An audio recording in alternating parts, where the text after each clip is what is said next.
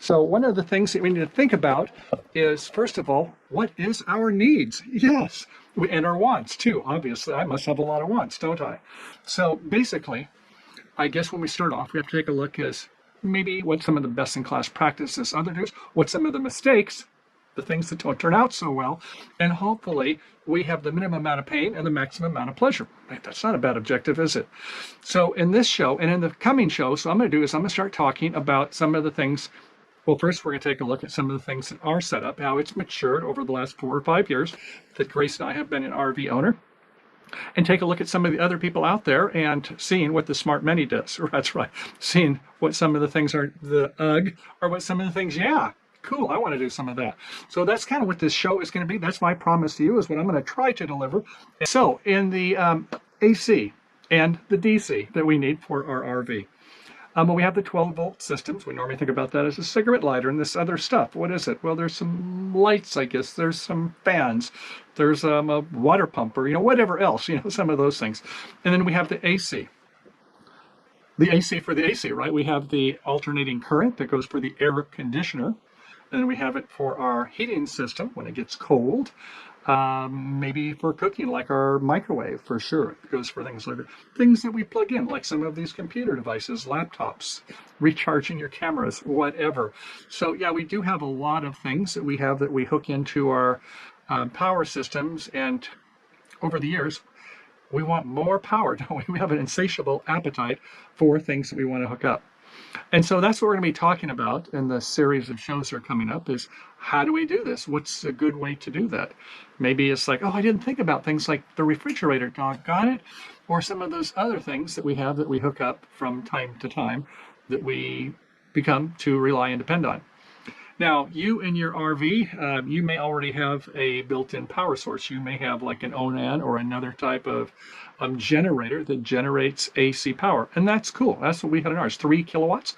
We'll give a little talk about that, and we'll take a look at some of the gear here shortly. But those are some of the things we start off with, and of course, we've got our engine battery, that 12-volt battery, and maybe we can hook some things up. We'll talk about that, what I've done to make use of the alternator and the battery in the RV when it is running, of course. You're not going to get too much power once you shut off the engine. But then up above, yeah, everybody wants to have solar these days. And solar has some benefits and some consequence, like everything else. Well, like project managers, they say, I can give it to you quick. I can give it to you cheap. Pick any two. Actually, sometimes pick any one. maybe even hard to get one of the 3 to get right. But that's the objective, isn't it? To have some kind of a balance between getting it in somewhat efficiently, making sure that it works, make sure it's within our budget. And those are some of the prime concepts that we're going to be taking a look at today. So in addition to the solar, then we have to have some way to store that DC power that's coming from the sun. Yeah, and that sometimes is a whole another thing also. Lithium ferride. We have lithium polymers. I'll speak a little bit about us for the different power systems, but those are some of the things that we do want to consider. And how about the installation? Things like safety. Is there code? Maybe, maybe not. There probably is, but people, when they do it in their RV, they don't have to worry about the city or the county doing the inspections, but maybe they should. That's a whole other story. And for sure, how much space is this stuff going to take?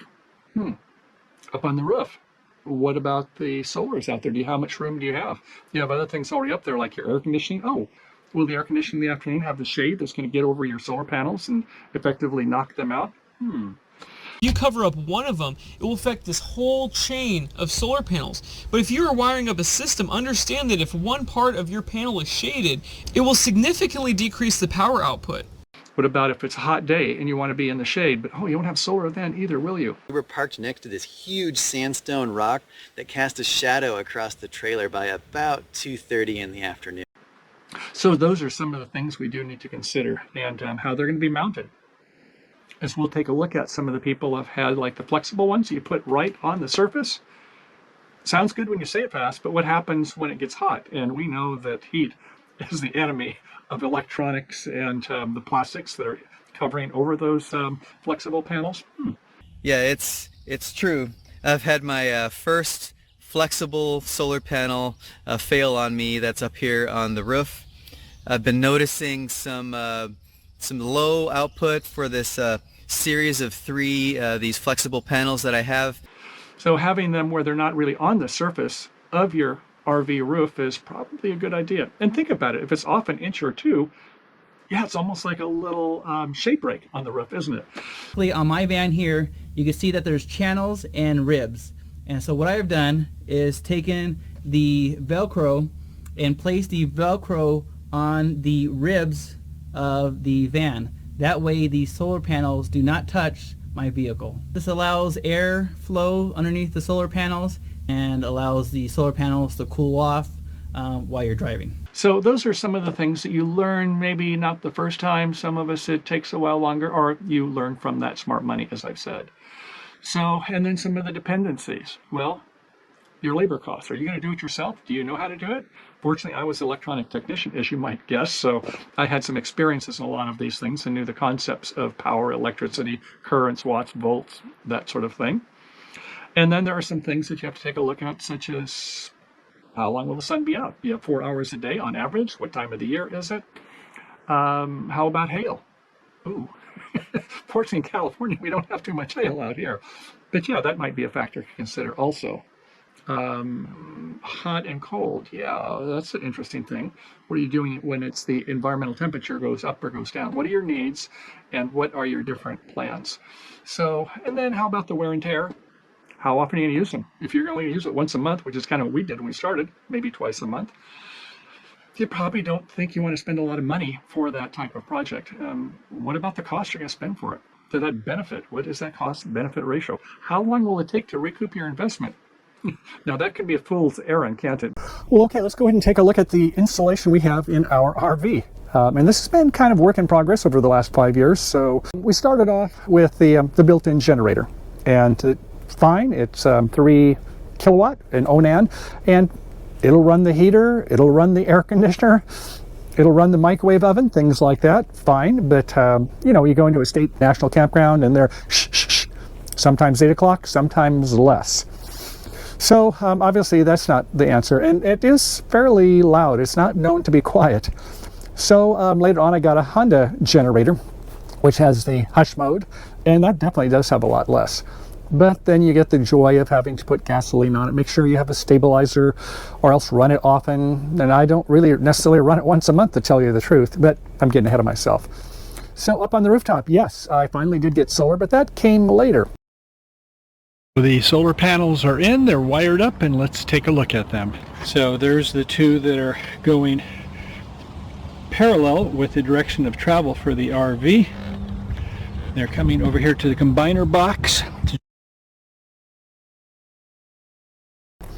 So I was looking for, you know, if I'm only going to be RVing once every month or so, maybe it'll be a couple of days, maybe it'll be a week, maybe now and then we'll go for a month or more.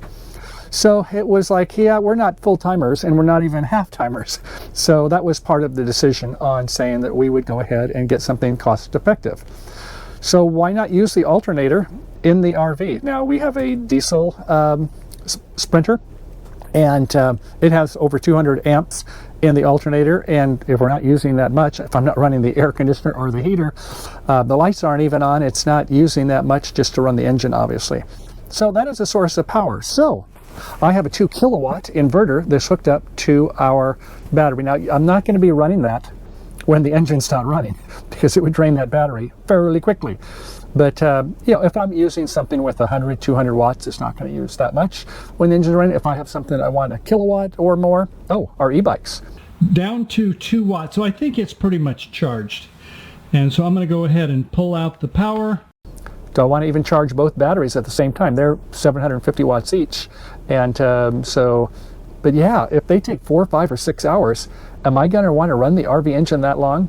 Well, yeah, maybe if we're out on the road, but what if we're in a campground? Interesting. So I have a solution to that. I'll get to that in just a second, but let's take a look at the alternator inverter here. First of all, so the alternator's in the front, the battery's down underneath. I've got wires that are hooked up to this pure sine inverter, and I can get up to 2 kilowatts of power. And I have 2 outlets there, and I have it going to just a terminal strip right here.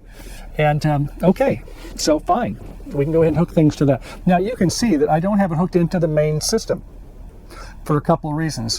One of them is that, you know, the main system, it hooks up then to your house batteries. And then it gets in, well, when do you want it to run? When do you not want to get it run? Do you want to get in a charge controller with all of the sophistication? I wanted to kind of have standalone systems when I started. And that worked quite well for us there. If I wanted to run the television, I wanted to run the microwave oven, I could go ahead and just run the engine. It doesn't use much diesel fuel. Could run it a couple hours. Doesn't even bother the neighbors, to tell you the truth. So that was the way I started off with. And then I had that Honda generator to supplement the built-in Onan generator, so I had plenty of AC power. But what about solar? Well, after a couple of years, I thought, you know, with the COVID thing and maybe getting out away from the folks into BLM or National Forest Service properties, and there was a thing with campgrounds getting full with the big surge of the RVers. So yeah, that's been an issue that I've had to kind of rethink and thought, yeah, maybe it is time if we're doing more RVs in the retirement life. And so yeah, let's go ahead and get some solar. I'll show that to you in a minute. So I have 4 100-watt panels up on the roof. More on that later. But you know, that power is DC, direct current, and it's got to go somewhere. So what do I do with that current that comes in? Well, I've got the MC4 connector right here. And I have it where I can plug into various devices. And I have more than one device, as you can take a look at here. Now, there are a lot of different systems. There are the, this is EcoFlow Delta, more than 1,000 watts. But then there are other systems like the Jackery, Gold Zero, Blue Eddy. I don't know who's got one tomorrow. But I went with this one for a very specific reason. Now, I'm going to hook in the power from the solar, and we're getting less than 100 watts. It was about 90 or 100 now, but it's getting down to about 60 watts. Well, what's up? I thought we had 400. Well, it's almost 5 o'clock. Yeah, and this is in middle of October, and it is a good sunny day, but I'm not going to be getting that much. It's going to take a long time, even though I've got 91%. It's a slow chugger. So what about the days when you don't have solar? What about the days when you parked in the shade? You know, it was like, yeah, it was a nice day, but it was hot and you want to be in the shade. Oh yeah, there are those things to consider, aren't they? So I wanted a type of a battery bank that would be able to get power quick and turn it off on it. Why? Because I want to go ahead and to be able to use that up to 2 kilowatts when I'm running it from the engine. I want to use it quickly, get it charged, but I don't want to be running the engine for 4 to 6 hours. So that means is that rather than get the typical type of batteries, the lithium ferride, I thought, I'm familiar with the LiPos, the lithium polymer, which can take a lot more power faster. So rather than having 6 hours to charge, I'd rather it to be 60 to 90 minutes, no more than 2 hours. And that was why I got the EcoFlow Delta, because it can charge so quickly. In fact, let's go ahead and give a demo. So you can see I'm only getting about 60 watts right now, which is nothing to write home about, considering we should have up to 400 watts. So let's go ahead and see what we can do to get a better source of power. It's doing some calculating. It says, how would you like a couple hundred watts? I'd like more. It's got the fan blowing. How about 300? How about maybe 400? Yeah, I'm starting to like this. Maybe you want 500? Yeah, okay, that's good. Oh, whoa. 600? As you can see, it's slowly, the circuitry is saying, I'm going to slowly ramp it up. If the load can handle it, I'll go ahead and request more. So it's up to 700 watts now, and it looks like it may be stabilizing around there. But I can see where it's probably going to go more. So you can see that it's going to be charging a lot faster for my battery banks. Now, I have 2 of them. Yeah, so if I want to take one with me outside or somewhere else, I have the portability for these. So they'll go up to 2,000 watts, but that would only be half an hour because it only stores a little over 1,000 watts. They say 1,300, but you've got some inefficiencies, and it doesn't want to get down to 0. Of course, the circuitry will shut off when it gets down to about 10%, which is about the lowest you want to go with the lithium battery. So yeah, you can see it's taking about 700 watts in. If I hook up to a microwave, my God, it'll go up to 1,800 watts in our microwave, which has kind of surprised me. But then again, it only does it for several minutes and then it shuts off. So when Grace makes some coffee in the morning, maybe it requires 300-400 watts. She's got her waffle iron out. It's got quite a bit of, those things that are high heat sources, but we maybe only be running those 5-10 minutes or so. Even our beloved Instapot, it'll pump out for about 15 to 20 minutes, maybe a little bit more, and then it just kind of it just goes ahead and does the pressure cooking. So anyway, let's go ahead up on the roof and let's take a look at the solar. Okay, here's our 4 panels. I have 2 vertically or horizontally, whichever way you look at it, 2 vertically and 2 horizontally. So why is that? Well, I have this thing called the air conditioner on the roof. Yeah, I would have liked to have had them all in this orientation, but what happens when the sun is blocked by the air conditioner? Well, maybe you use just a little bit. Well, not necessarily so. It turns out that if you have a branch like this one, and it goes across this way, yeah, you'll just lose off one of those sets of the 4 panels in the matrix. If you have 2 of them, you'll lose about half. But if you go across this way with the branch, you'll lose about 90% of it, maybe more. So yeah, the diodes, the way the matrix is wired, if you go across in a perpendicular to the way they're facing rather than parallel with it, it will shunt off most all of it. So I don't want to lose the power any more than I have to. So yeah, with my air conditioner right there where I have the camera, I've got a problem. I don't want to put 2 next to it because, as you can see, is this time of day, even at 1 o'clock, it starts to be where if the sun hits on the side, it's going to be losing the power to that cell or to this panel over here. So that was an issue. So I put 2 of them in this orientation and 2 of them that way, so because I've got things like the fantastic fan, and you got the refrigerator vent, and you've got the dome for the shower, and so on, the bathroom vent, and so on. So yeah, you got a lot of stuff there. So anyway, that was why I got that configuration, and it's about the best that I can do with a Class C 25 foot. So, and then, oh yeah, what about this? Dirty. Yes, it is dirty because I haven't really cleaned it recently. Yeah, and then, well, how often do you want to get up here? Come up at the 12-foot level and go up the ladder. I do have an extra ladder right here, by the way, but then I got to go up to get that and then take that down and yada yada. You kind of see some of the things there. So I am going to clean off the solar panels now since I'm up here, and so that's one of the things to consider. Oh, and then, by the way, I do have some tilts on these. So these will tilt this way, yeah, and these will tilt this way. So I can't get all of them to be tilting the same way at the same time since they're different orientations. And then there's one other final thing. Now I have the channel struts here, and drilling them was another fine thing because there's not really anything underneath this. What? Isn't it all wood? No, not really. It's got maybe about an 1/8 inch, maybe 3/16 of an inch of a wood membrane. But then the other thing that it has underneath that is it has all this, I'll call it styrofoam. Yeah, it does have some aluminum ribs if you can find them. I couldn't find them. Then you also have to be considering about, well, where is your wiring that goes through? I mean, obviously, if there's an air conditioner there, I've got to have some power that's going back to the main panel, which is under here. So yeah, it wouldn't be a very good idea to hit that. In some of the videos, I guess we can show you about the techniques we have to go ahead and find where the wiring is as best we can, or what you might have missed. More on that later also. But yeah, that's something to consider. At any rate, I'm going to go ahead and clean the panel off, and we're not going to tilt them since it's the end of the day. And here we go.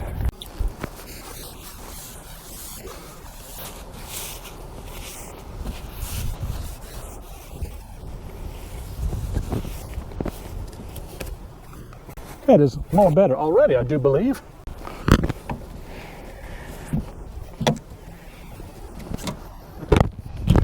What do you think? Maybe about 5–10% more? They're not that bad. I know it probably looks a little bit stained, but I think they were serviceable. So, but yeah, if you want to get all the power, then how often are you going to be willing to come up and clean them off? And you can see, while I do have a duster, you need more than dust for this, because it gets kind of grungy, doesn't it? And then you find out you get these gotchas.